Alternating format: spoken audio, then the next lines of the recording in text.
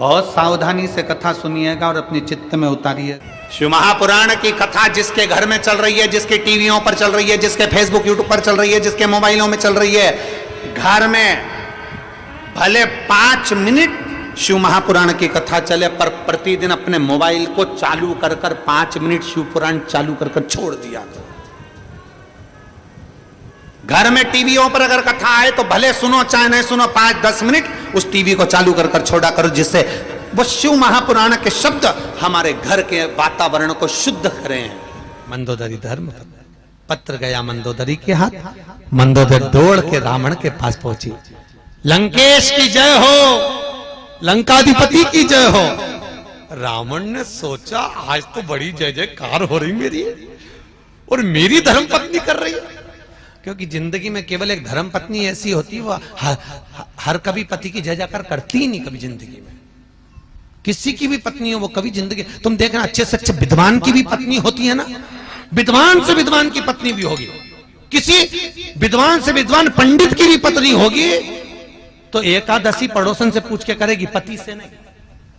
सोमवार करेगी तो व्रत करेगी, कोई हड़तालिका तीज का व्रत है, चतुर्थी का व्रत है, पंचमी का, जो भी व्रत करेगी पति से नहीं पूछेगी। इतना विद्वान पंडित, उससे दुनिया पूछने आ रही, और वो पड़ोसन से पूछे तू कब करेगी, उससे पूछ रहे।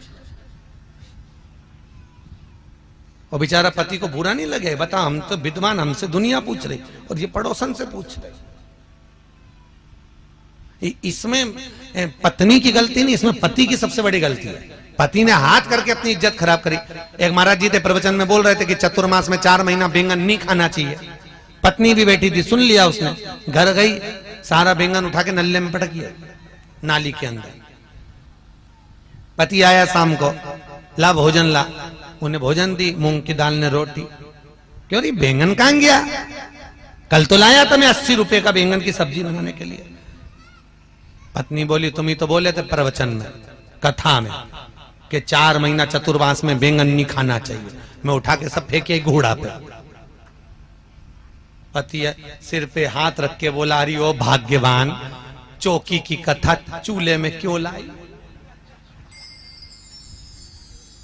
अब खुद ही काम बिगाड़ते, खुद ही बता क्यों। मंदोदरी ने कहा स्वामी आपने कभी ब्राह्मण कर्म नहीं करा। रावण कहता ब्राह्मण कर्म क्या होता है, मैं जनेऊ पहनता हूं, त्रिपुंड लगाता हूं, शिव का पूजन करता हूं, ये ब्राह्मण कर्म ही तो है। मंदोदरी कहती है इसको ब्राह्मण कर्म नहीं कहते। ब्राह्मण कर्म वो होता है जो जजमान के यहां जाए, भोजन करके दक्षिणा लेकर आए। रावण कहता मेरे जैसे दशानंद को कौन भोजन कराएगा। मंदोदरी के फालतू की बात छोड़ो, ऐसे बहुत सारे पड़े जो तुम्हें भोजन कराने को तैयार, तुम जाओगे। रावण कहने लगा अगर कोई अच्छा विद्वान मेरे को जिमाना चाहता चले जाऊंगा। जाओगे पक्का बोलो, जाऊंगा, जाओ। राजा दशरथ ने बुलाया। रावण मंदोदरी के कहने पे सोने का मुकुट नीचे रख दिया। रावण विद्वान था, उसको मालूम था राम के दरवाजे पर जा रहा हूं, अहंकार का मुकुट पहन के जाऊंगा तो राम नहीं मिलेगा। मुकुट नीचे चला, दरवाजे पर पहुंचा। दशरथ जी को मालूम पड़ा ब्राह्मण आया है भोजन करने। दशरथ जी आए तो रावण के चरण पखारे। राम जी ऊपर से खड़े खड़े देख रहे थे। राम जी ने देख लिया आज मेरे पिताजी रावण के चरण पखार रहे हैं, तो ये रावण मेरे घर में भोजन करने आया है। आज मेरे पिता ने चरण पखारे हैं तो एक ना एक दिन मैं भी पखारूंगा। ये देखो पिता के संस्कार। आज इसने कहते ना, गायत्री परिवार वाले नहीं कहते हम सुधरेंगे, बोलो जम के, युग हम बदलेंगे। युग बदलेगा, कब बदलोगे भाई, तारीख भी तो निश्चित करें।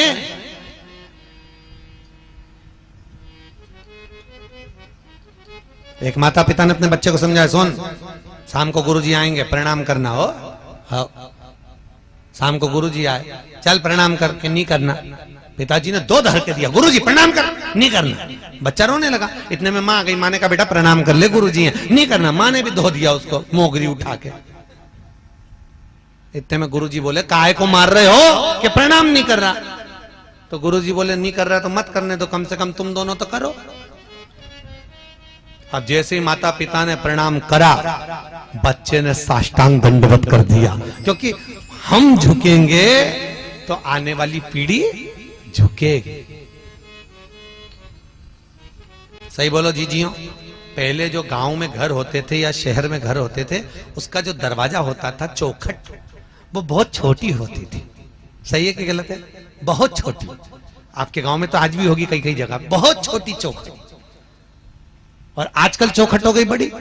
पहले छोटी चौखट इसलिए होती थी कि कितने भी बड़े परिवार की लड़की हमारे यहां शादी करके आ जाए, कितनी भी बड़े परिवार की बहू हमारे घर में आ जाए, झुक के चलना सीख जाए। नहीं झुकेगी तो 2-4 बार माथा भड़केगी चौखट पे, झुकेगी। आजकल चौखट हो गई ऊंची, तो बहुएं भी बोल तो रही डुकरिया बोल, वो काय को झुके, वो काय को झुकेगी। इसलिए निवेदन है, बहुओं को झुकाना है तो चौखट थोड़ी छोटी कर दो। अगर छोटी नहीं हो तो घर से एक पटिया खरीद ला, ठोक दो। थोड़ा झुकना सीखिए।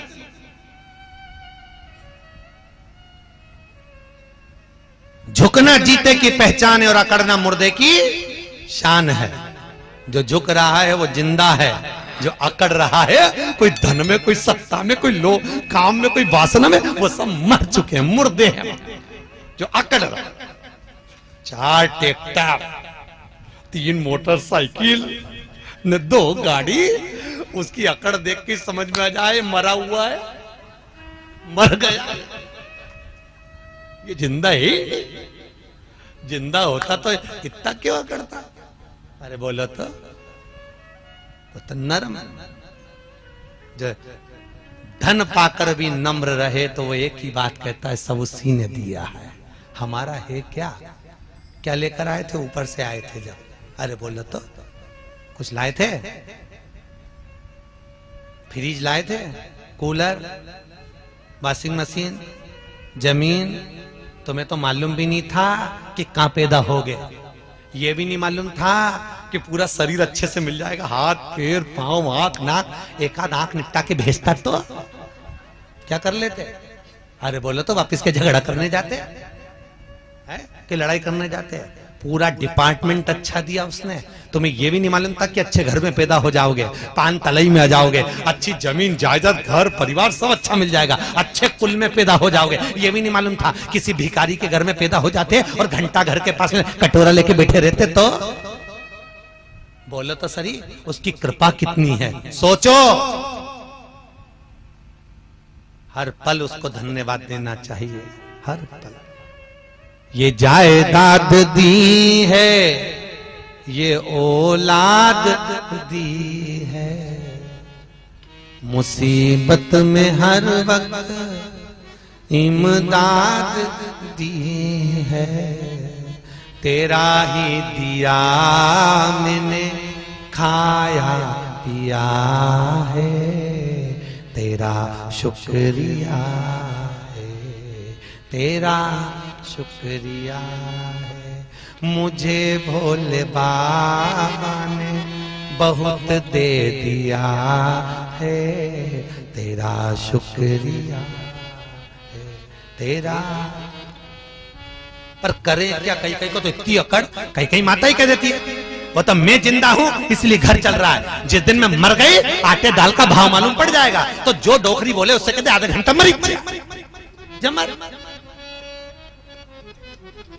मर जा आधा घंटा।